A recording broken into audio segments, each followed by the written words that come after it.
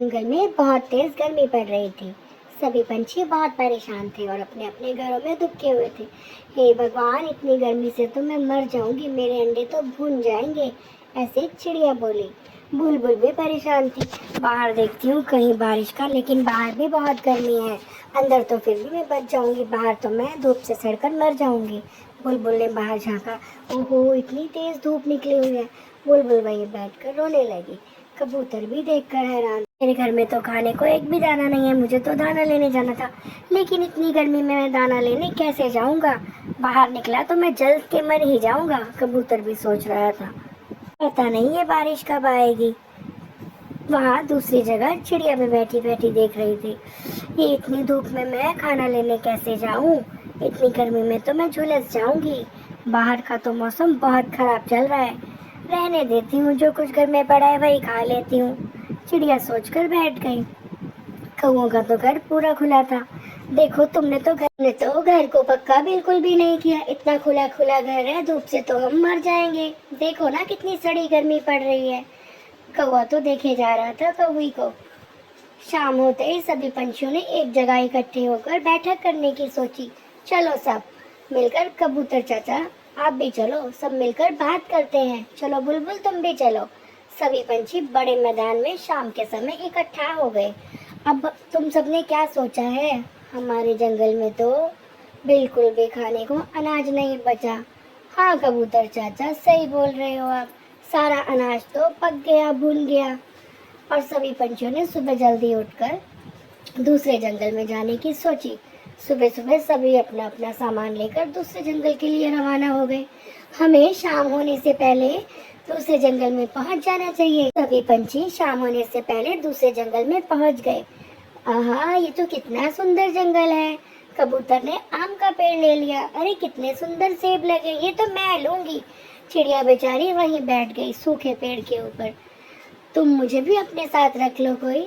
कबूतर चाचा बोले, हाँ हाँ चिड़िया, तुम मेरे पास आके रहना। लेकिन वो पेड़ तो बहुत छोटा था। शाम को चिड़िया दूसरे जंगल में जाकर रोने लगी। सब कितने चालाक है, मुझसे चालाकी की। सभी ने अपने फलों से लदे हुए पेड़ ले लिए और मुझे देखो ना, कैसे सूखा सा पेड़ दे दिया। चिड़िया वहाँ बैठकर सोच रही थी, तभी उसने दूर से देखा कि एक परी आई है। परी वहाँ बैठकर फूल तोड़ने लगी, क्योंकि वहाँ बहुत सुंदर सुंदर फूल थे। परी ने एक फूल तोड़ा और उसे सूंघा। परी फूल सूंघकर बहुत खुश हुई, लेकिन परी को नहीं पता था वह जहरीला सुर फूल है।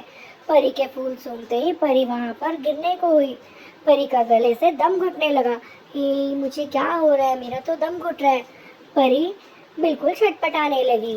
परी देखते ही देखते धड़ाम से नीचे गिर गई। चिड़िया ने आकर देखा। परी, ओ परी, नन्ही परी, तुम्हें क्या हुआ है? परी वहाँ पर बेहोश हो गई। चिड़िया देखकर डर गई। भागती भागती चिड़िया दूसरी तरफ उड़ गई। पर कुछ ही देर में चिड़िया वापस आई। चिड़िया के पास एक सुंदर सा फूल था, वह उसने परी को दिया। परी ने जैसे ही फूल सूंघा, परी को होश आ गया। ये क्या था चिड़िया रानी? परी बोली। चिड़िया ने बोला, ये जड़ी बूटी थी, मैं उस पहाड़ों की तरफ से लेकर आई हूँ, इससे बेहोशी ठीक हो जाती है। परी नाचने लगी। अरे तुमने तो मुझे जिंदगी दे दी, मैं तो मरने ही वाली थी, मेरा दम घुट गया था। परी डांस करने लगी। चिड़िया बोली, हाँ परी, अब तुम कैसी हो? अब तो मैं बिल्कुल ठीक हो गई। मैं तो इस जंगल में घूमने आया करती हूँ रोज शाम को, लेकिन मुझे नहीं पता था ये फूल इतने जहरीले। चिड़िया बोली, हाँ परी रानी, जहरीले फूल है। परी ने बोला, तुम क्यों उदास हो चिड़िया, यहाँ क्यों बैठी हो सुनसान जंगल में? चिड़िया ने अपनी सारी बात परी से बताई कि दूसरे जंगल से आई हूँ। सभी पंछियों ने फलों वाले घर ले लिए। कबूतर ने आम का पेड़ ले लिया और कौओं ने तो सेब का पेड़ ले लिया। मैं भूखी प्यासी हूँ, मुझे तो कोई फल भी तोड़ने नहीं दे रहा। मेरे तो छोटे छोटे अंडे भी हैं, अभी उनमें से बच्चे निकलने वाले हैं। मैं तो खाना भी नहीं खाया कल से। परी बोली, तुम निराश मत हो, ये लो, ये कुछ अंगूर लो। ये क्या? ये जादुई अंगूर हैं, इन्हें अपने सूखे पेड़ के ऊपर लगा देना और देखना क्या होगा, जादू होगा। चिड़िया ने परी से वह अंगूरों का गुच्छा ले लिया। ठीक है परी रानी, बहुत बहुत शुक्रिया, मैं अपने पेड़ पर जाकर इन अंगूरों को टांग देती हूँ। तुम देखना कितनी देर में क्या चमत्कार हो जाएगा, तुम्हें भूखे नहीं रहना पड़ेगा। परी बोली। चिड़िया खुशी खुशी परी से वह अंगूर लेकर चली गई। चिड़िया के मुंह में अंगूरों का गुच्छा था। चिड़िया ने जाकर अपने पेड़ पर वह अंगूर टांग दिए। अंगूरों की बेल टांगते ही चिड़िया का पेड़ तो अंगूरों के गुच्छों से लद गया। पेड़ तो हरा भरा। अब तो चिड़िया की खुशी का ठिकाना नहीं था, क्योंकि उसको भी फलों से लदा हुआ पेड़ मिल गया था। बाकी पंछियों ने तो अपने पेड़ों का सत्यानाश कर दिया था। अपने पेड़ों के सारे फल खा खा कर नदी में फेंक दिए।